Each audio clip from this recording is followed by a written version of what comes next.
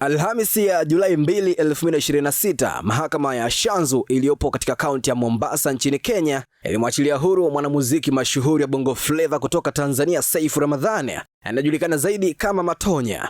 Uamuzi huo umetokana na kesi ya shtaka la ubakaji iliyokuwa ikimkabili tangu alipofikishwa mahakamani hapo kwa mara ya kwanza mnamo Aprili 9 mwaka 2026. Upande wa mashtaka ulidai kuwa msanii huyo alishiriki ngono bila ridhaa na mwanamke ambaye alitambulishwa kwa jina la herufi za kwanza JG katika tukio lililodaiwa kutokea Aprili 7 mwaka 2026 maeneo ya Josi la Nyali. Baada ya mchakato wa kisheria kukamilika, mahakama ilitupilia mbali mashtaka hayo na kuamuru kurejeshwa kwa pasipoti yake iliyokuwa imeshikiliwa. Sasa akizungumza muda mfupi baada ya kupewa uhuru wake, Matonya alionyesha kuguswa na kuwashukuru wote waliosimama naye akisema, "Ndugu na dada zangu wa Kenya, siko tayari kupoteza upendo ambao tumejenga kwa zaidi ya miaka 19. Sijui hili lilitokeaje, lakini nimewasamehe kila mtu." Mwisho kunukuu.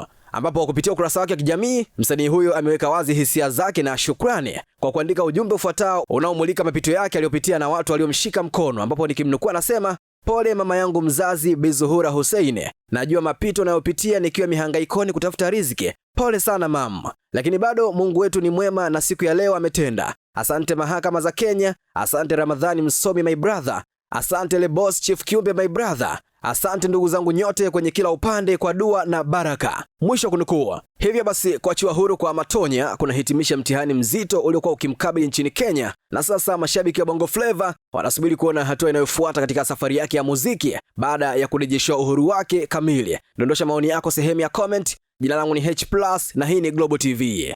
Katika kila mtaa,